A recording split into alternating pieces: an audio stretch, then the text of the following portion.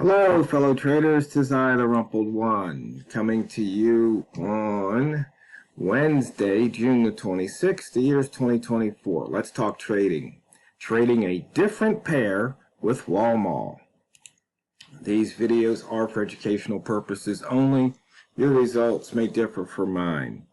And risk management. You know, if you're trading a different pair or a different instrument, you better have your risk management in place, and you better not lose any more than you're willing to lose on any one single trade. So, if you've been watching our videos for years now, you know, normally Walmart likes to trade the pound dollar. And I used to mainly trade the dollar yen, but I switched over. And just speaking of the dollar yen, it's over 160, so you know I'm going to be looking to put my shorts on. But the other day, Walmart mentioned something about the dollar Chinese, the yuan. I think that's how you pronounce it. Yeah, yuan. Yeah, yuan. Well, it depends on where you're from, the United States or Britain or actually China. In Britain, the Brits will call it the yuan, you know, and but China it's yuan. Yuan. So okay. I went and did the research on that. Well, dollar China. Dollar China, yeah. Yeah. There you go. So I thought it might be kind of educational to show traders or tell traders what we do when we're looking at an instrument, you know. And since this is, I've never traded before, and Walmart, you haven't traded it before, so I ran some analysis, and I determined it's like, hey, yeah, it looks like this thing is tradable. And Walmart, what made you think of this, just to let the traders know? Basically, just by happenstance, it was just more I noticed that for whatever reason, the ranges on this thing is like through the roof. I mean, you're talking about, you know, a smart range for daily, like today's is 215, yesterday was 145, day before was at 178, then we had a low day of 87, then went right back up to 137 and 117. So going back, you know, 6 days, I mean, all of them were pretty high up there, not just above the 100 mark, but also well above the 100 mark. And it's sort of like, do we have a new what you like to call like a beast? I forget what the currency was that you called the new beast. Oh, that was the pound New Zealand dollar. Right. Now, the problem with you get with currency that's got that much of a movement in a day is then your spreads are like through the roof too. But what I noticed was I went and started tracking for a day or two the spreads on it. And so with my broker anyway, and I'll be upfront, this is not an endorsement in any way, shape, or form. Your mileage may vary, but I use FlexiTrade only because I was using the LQD before they got, you know, taken over or whatever happened with FlexiTrade now, the new moniker on that brokerage. But I monitored it through their page for several days, and what I saw was that, you know, the spread was anywhere from as low as 0.3 to as high as, like right now, 2.7 is the high for the day, excluding the open of the day. You know, at the open of the day, like anything else, the spread goes to ridiculous numbers, untradeable, because they don't want you trading the open of the day for whatever reason. But I said, we got relatively low spread and very, very large smart range. That's something that's doable. So like right now, my spread is 0.6. You know, that's not bad. You know, and it does bounce up to 1.6. So, you know, it does vary and it does move a lot. Well, what do you kind of expect that? If you're going to have a currency that likes to move, well, guess what? Spread gets widened first, and then the spread collapses, and that's your move. That's generally how price moves. So, for instance, if it's going up, You know, what's going to go is one side is going to go up. You know, let's say it goes up 2 pips. You know, your spread gets spread out, then the spread catches up, and then it collapses. You know, that spread collapses for you.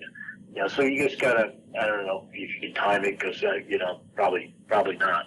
But it just, again, the most important thing was we have big moves and we have relatively small spread. That's become something that's very enticing for me. Yeah, you know what? I noticed something here. The smaller days are in range for over the past 25 days. It looks like they're the red days. That's interesting. Yeah, I've got 26 days worth of data here. Because 7 days ago we had a 57, and then 22 days ago we had a 76. And the lowest green day on my chart was 8 days ago at 66. And then the next lowest was 6 days ago at 82. So I'd have to run a full frequency distribution to see if it really makes a difference. Right. Yeah, and even that, you know, even like a day of 66 pips, that's tradable. I mean, shoot, you know. That's almost the average. I wonder what the average is on the pound dollar. We haven't even looked at that lately. Yeah, it was. I know when I stopped trading, it was 42 was the range for the day when I stopped trading this morning. But I have no idea what it is now. Probably somewhere around 48 or 50 would be my guess. Yeah. But you know, but boy, you can make money. Yeah. Here, with these type of numbers, you know, and I think you start looking at the frequency distribution. I have not done that yet. I haven't gotten that far yet. But the frequency distribution starts to make sense. And I know it's going to make sense because if I just go and look at an hourly chart, you know, it's pretty obvious that, you know, it's not like you get 1 hour where on a 155th day, you get 100 pips of it, and then the rest of the day is 50. You know, no, it's you know, it looks like it scales pretty evenly, and then of course you do have your big hours, but it's not like it's taking up the entire chart. Right. You know, so and that means that that's tradable. Yeah, now that at least with my methods anyway. Yeah, well, you mentioned frequency distribution, so I've got the chart up. So here's high minus open for buy zone traders. Now, once again, how do I look at the buy zone? It's like, well, I believe on my chart, I click in at, you know, 10 pips. So if it gets 10 pips, high minus open, that happens 99% of the time. This is over the last 100 days. So now, if you look, 20 pips is 95. So to me, that says, hey, you know what? If it goes 10 pips, chances are it's probably going to go another 10 pips or more. And it go. This one, I look all the way up to 50. That's 81% of the time. Yeah, I think I'd want to take that trade. And if we want to go ahead and look at the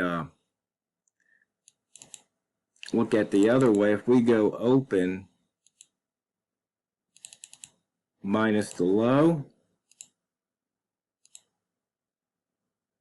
you can see this is slightly different. Maybe because it's been pretty much moving up, but if it goes 10 pips, open minus low, that's 67% of the time. I'm sorry, that's 79% of the time. And it'll go another 10 pips, 71%. So once again, not bad. But for some strange reason, I'm wondering why it likes to move up more than down. That's must be something with the way the banks are doing it. Now, if we say if we want to look at close minus the low for you green rats,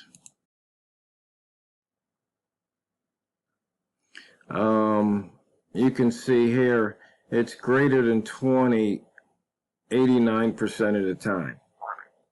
And that's not bad. And then if we take a look at the high minus the close,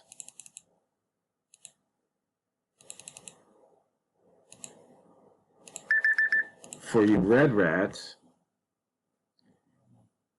84% is greater than 20. So that's even better than when I first started trading the, or first realized that on the pound dollar. So what do you think so far, Walmal? Well, it's, I just want to go and add another reason why I started looking at this, looking at the Chinese currency. You know, and there's been lots and lots of talk about, you know, replacing the dollar as the standard bearer throughout the world for, you know, trade and whatever else. The reality check, okay, there's been lots of press on this, but reality check is this.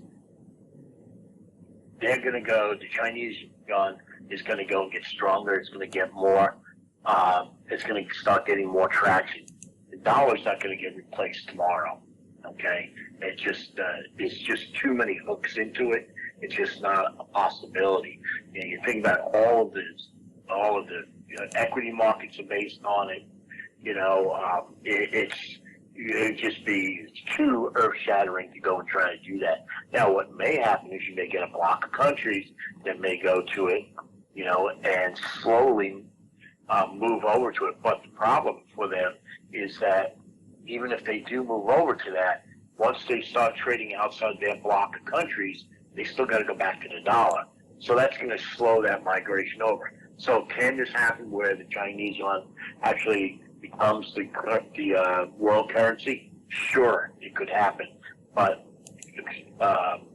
given that the U.S. Entire economy doesn't collapse, it's not going to happen in the short term.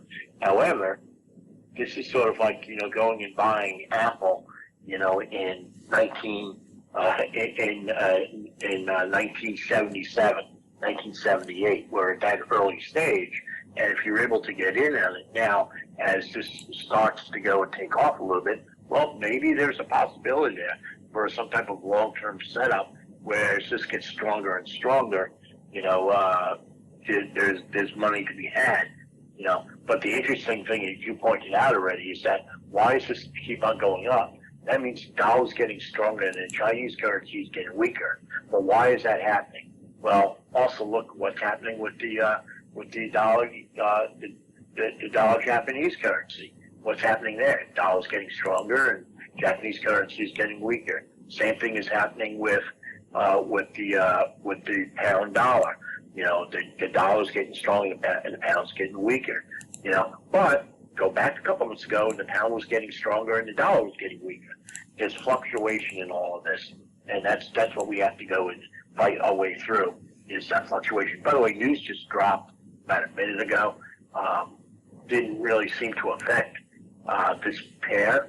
I believe it was new home sales was what dropped such red news in, but for whatever reason, it did not make any movement on this pair whatsoever. You know, and that makes me wonder. We have to check it out on NFP day. Exactly, and that's part of our due diligence. Tomorrow I'm not going to start trading this as my primary currency. What I'm doing is I'm looking at things. I'm looking and seeing what affects this thing, what moves this thing back and forth, what causes this thing to want to move, not want to move. You know, another way of looking at it is sort of you're getting into bed. You're getting into bed with something new. And so you don't just jump into bed with something new. No, you go check it out. You know, you make sure you understand it. Yeah, and you know what, traders? That's the fastest 15 minutes in trading's just about over. So it looks like we might have to do another video or two on this one, because in this case we might be trading something different, but it's not what you trade. It's how you trade it.